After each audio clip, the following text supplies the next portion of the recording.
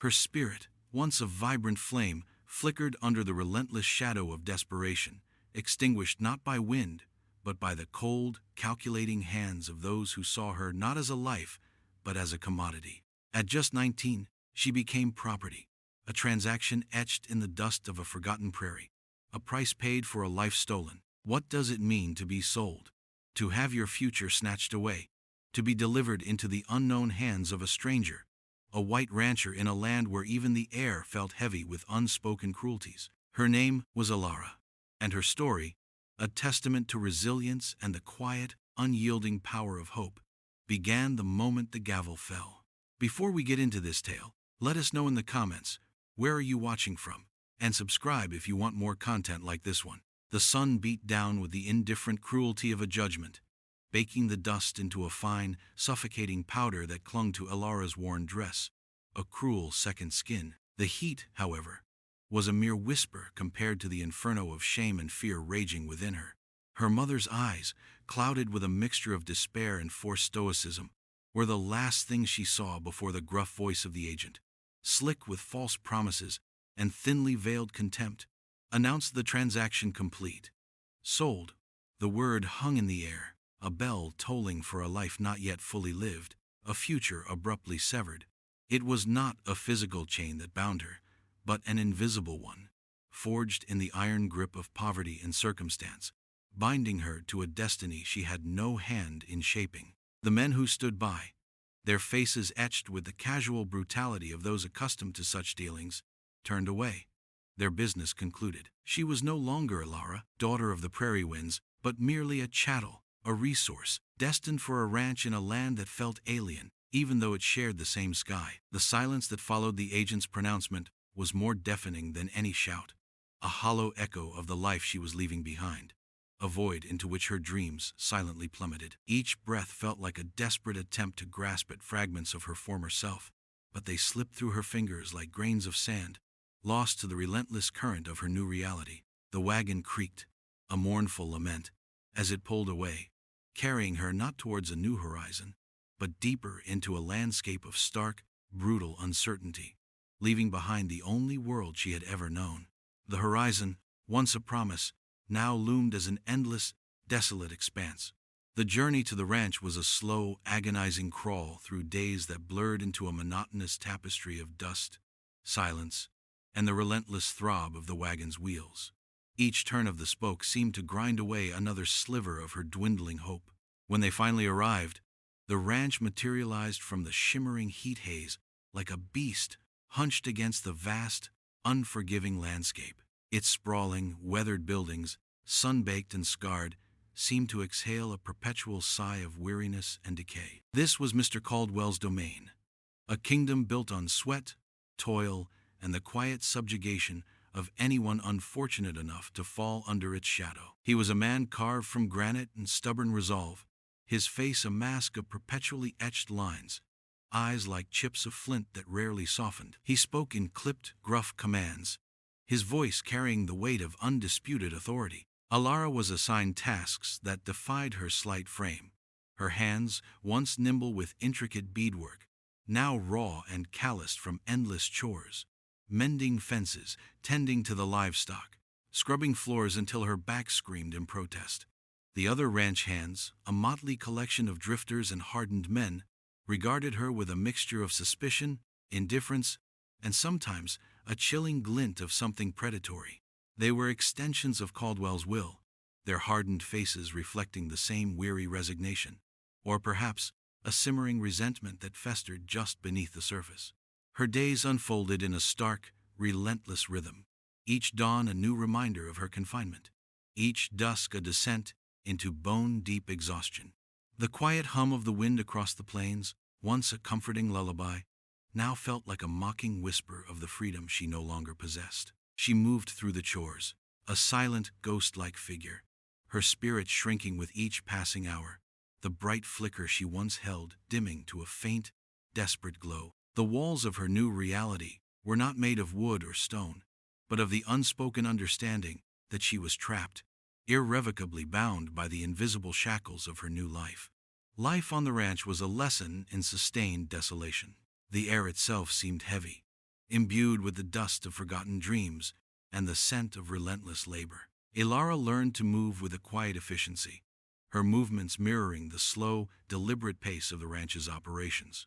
The cows chewed their cud with a rhythm that seemed to mock the frantic beating of her own heart, and the horses whinnied with a freedom she could only envy.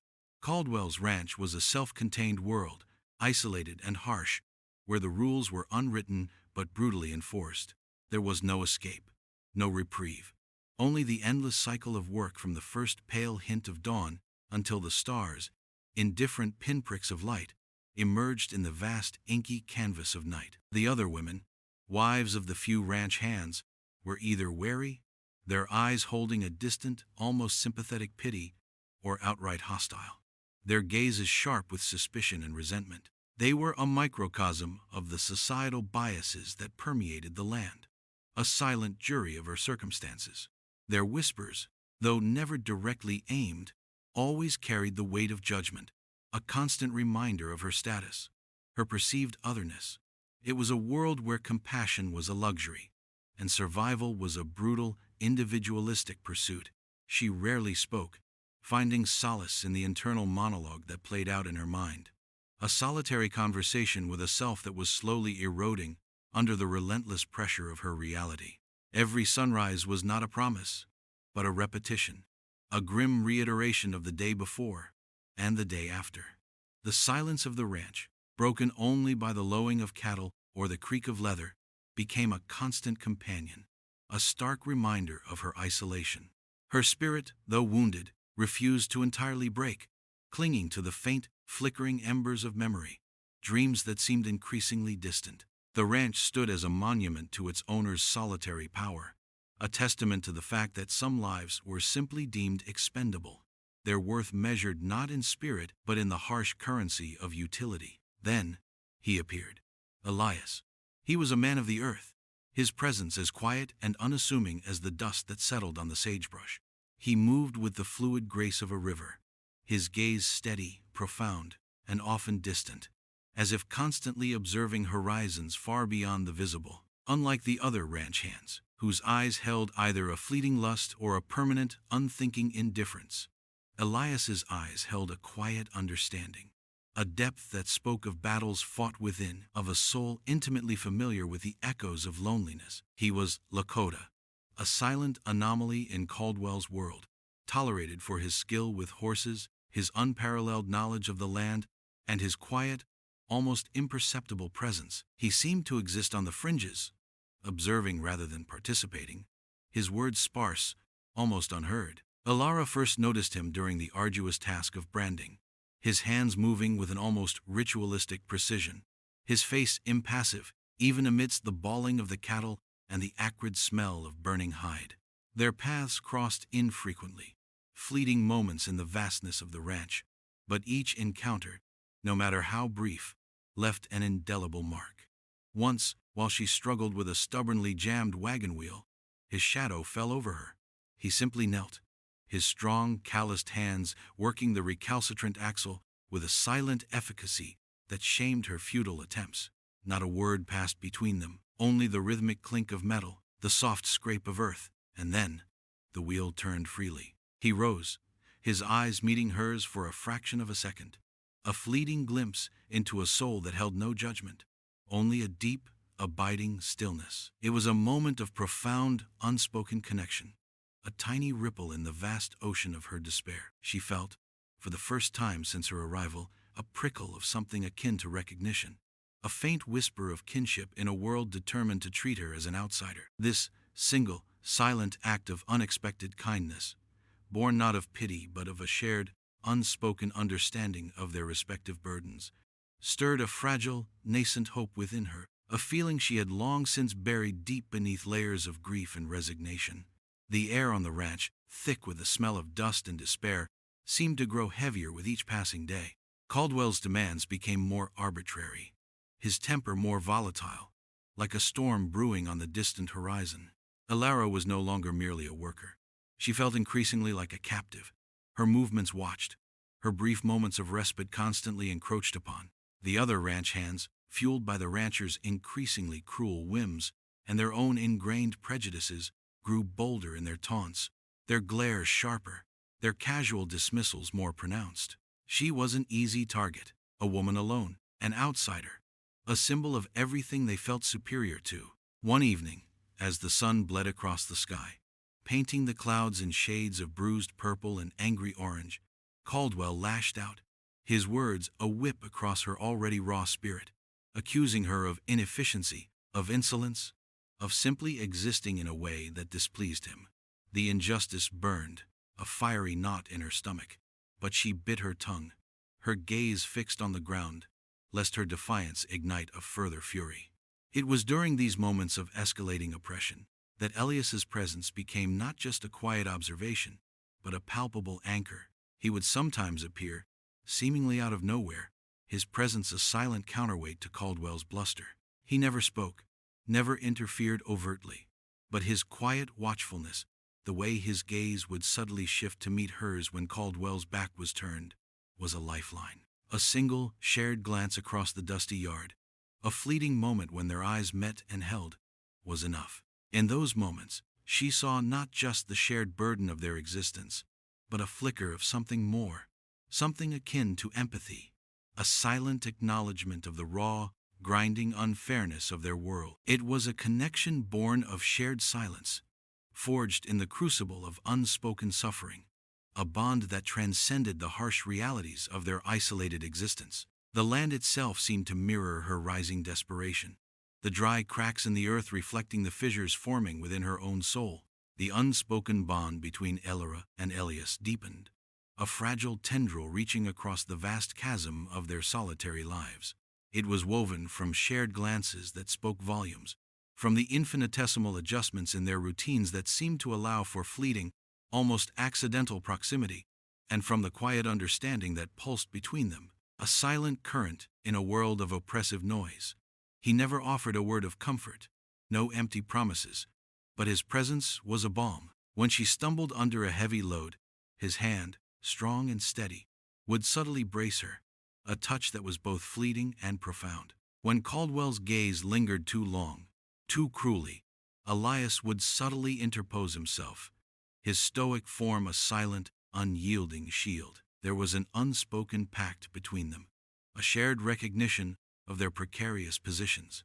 He was the silent sentinel, she the quiet survivor. One twilight, as the last embers of the day faded, Elara found herself alone, weeping silently behind the rough-hewn stables, the cumulative weight of her ordeal finally crushing her spirit. She felt a shadow fall, and looked up to see Elias standing there, his face etched with a familiar solemnity. He didn't speak, but instead he reached into his worn leather pouch and pulled out a small, intricately carved wooden bird, its wings poised as if in flight. He placed it in her hand, his fingers brushing hers for a brief, electric moment. The bird, a symbol of freedom, was a silent promise, a whispered hope.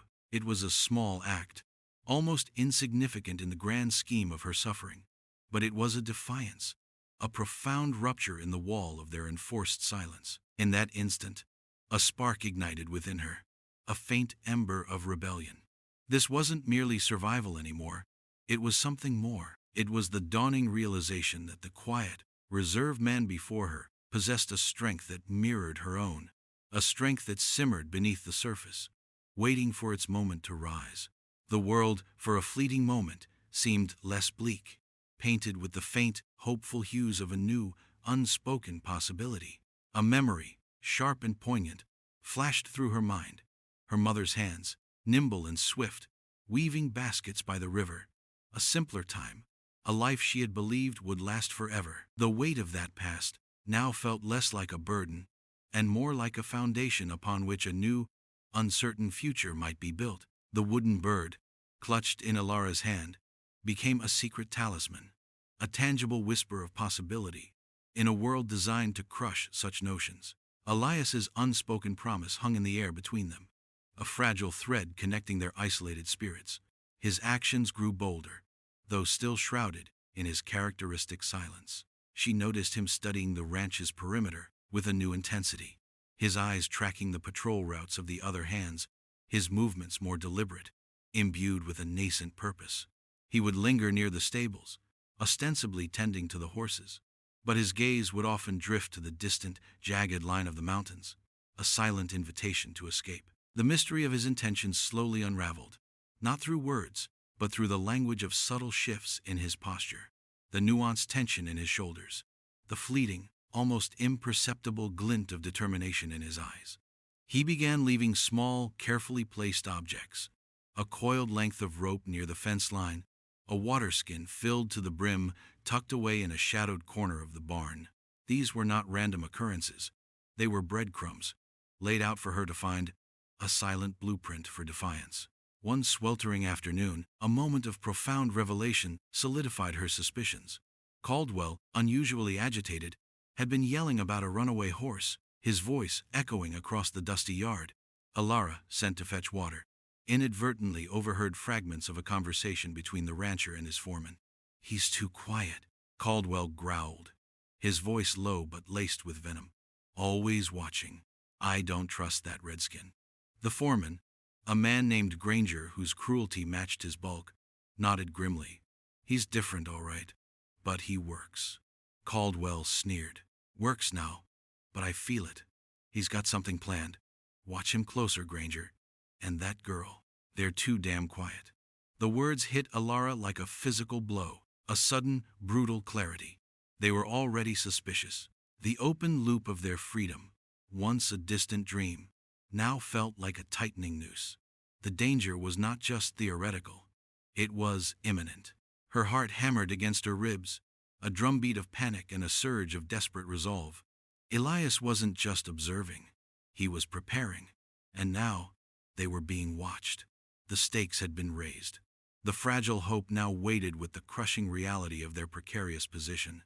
The symbolism of the bird in her pocket shifted. It was no longer just a symbol of freedom, but a ticking clock, a silent command to act, to seize the fleeting opportunity before it vanished forever. The night brought no comfort, only the restless turning of her mind, replaying the overheard words, translating Elias's silent cues into an urgent, undeniable call to action. The escape attempt was a symphony of hushed movements and hammering heartbeats, a desperate gamble against the oppressive silence of the moonlit ranch. The air, cool and crisp, carried the scent of dry earth and a faint whisper of pine from the distant hills. Alara, her hands trembling, gathered the meager belongings Elias had subtly indicated.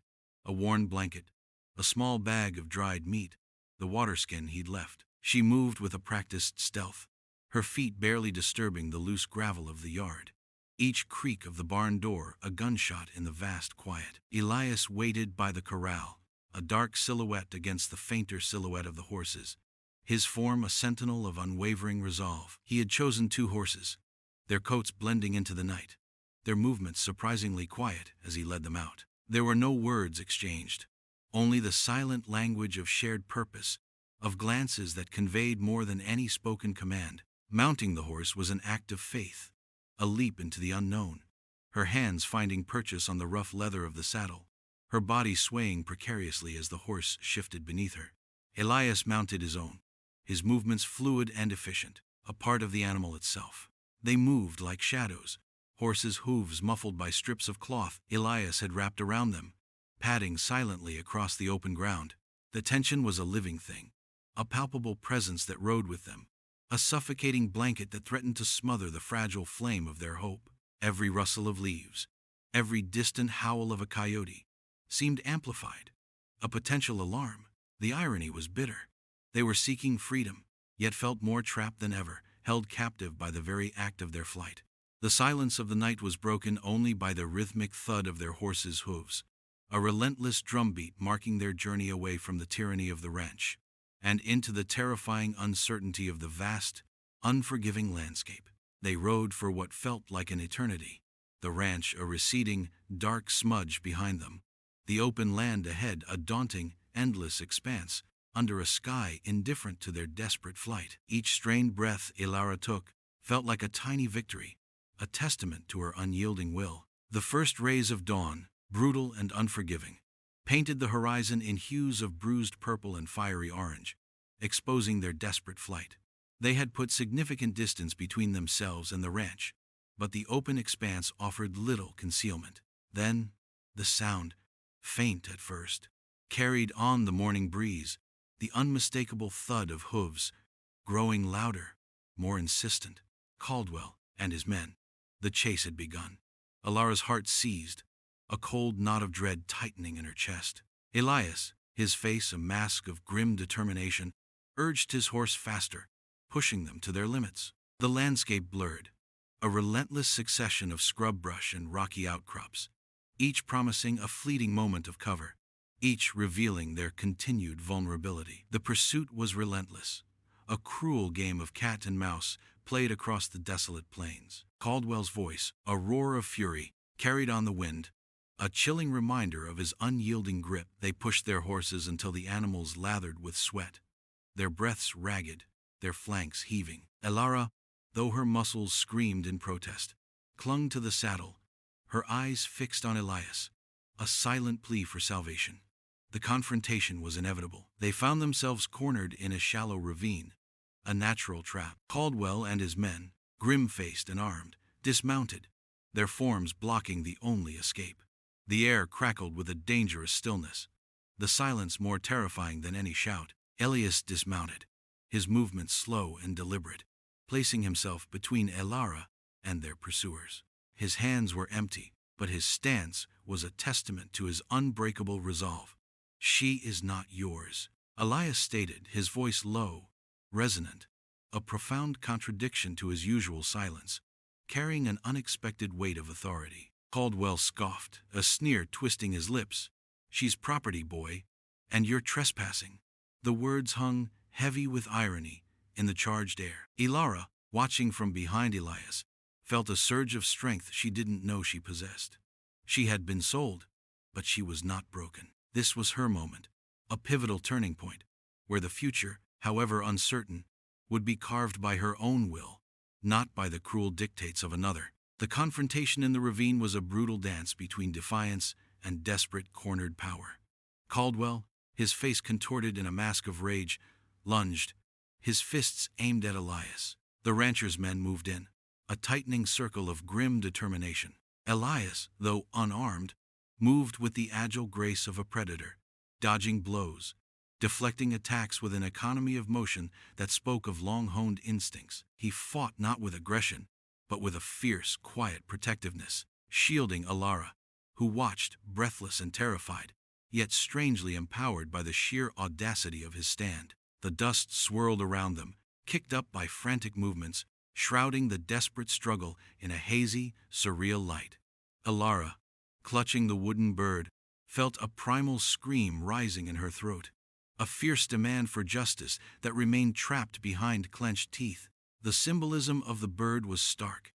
It was a battle for flight itself. She noticed one of Caldwell's men, Granger, aiming a pistol at Elias's back. Without thought, fueled by a surge of pure, raw instinct, Elara lunged, grabbing a loose rock, and hurled it with all her strength. It struck Granger's arm with a dull thud, the pistol clattering to the ground. The unexpected intervention created a split-second distraction, a vital opening. Elias seized it, disarming Caldwell with a swift, unexpected move, twisting the rancher's arm until a sharp crack echoed through the ravine. Caldwell cried out, a sound of pain and disbelief. The remaining men hesitated, their resolve momentarily broken by the sudden shift in momentum, their leader wounded. This was their chance. Elias seized Elara's hand, his grip firm, and they bolted, scrambling up the steep bank of the ravine, leaving the stunned, reeling rancher and his men behind. The ascent was grueling, their lungs burning, their muscles screaming, but the taste of freedom, even if still tenuous, propelled them upwards. They broke through the crest, finding their horses grazing patiently, a silent testament to Elias's foresight. They mounted, not looking back, only forward, towards the vast, unbroken horizon. The escape was not a victory, but a harrowing reprieve, a desperate scramble from the clutches of a dark past into an uncertain but undeniably free future. They rode for days, the landscape blurring into a continuous tapestry of sun-baked plains, whispering grasslands, and the enduring silhouette of distant mountains. The pursuit, relentless at first, gradually faded into the echoes of their own anxieties, until only the vast, indifferent silence of the land remained. They traveled mostly at night, guided by the stars. Elias's inherent knowledge of the earth, his only map. Their conversation remained sparse, a language of necessity and shared survival. But each shared glance, each silent acknowledgement of the other's exhaustion or resilience, forged their bond deeper than words ever could. Hilara's body ached with a profound, bone-deep weariness, but her spirit, though scarred, began to expand, slowly filling the empty spaces left by her trauma. She learned to read the subtle signs of the wild, to find water in dry creek beds, to sense the shifts in the wind, a quiet education in independence. Elias, ever vigilant, ever quiet, became a steady presence, a silent anchor in her storm-tossed world. He never asked about her past, never forced her to speak of the horror she had endured, but his understanding was palpable, a comforting weight in the vast emptiness. They were two broken pieces, slowly mending in the quiet solitude of their shared journey. The road ahead was long, fraught with unseen challenges, but it was a path they chose, not one imposed upon them. There were moments of raw vulnerability, when the nightmares of the ranch would resurface, vivid and chilling, but Elias would simply be there, a quiet, unwavering presence by the flickering firelight, a testament to enduring strength. The sun, once a symbol of her torment, now rose each morning as a promise of another day lived in freedom, another step away from the shadows. The land, once a prison, now cradled them in its vast, encompassing embrace. Their resolution was not a grand triumph, but a quiet, hard-won peace, a fragile bloom of hope in the desolate landscape of their shared history.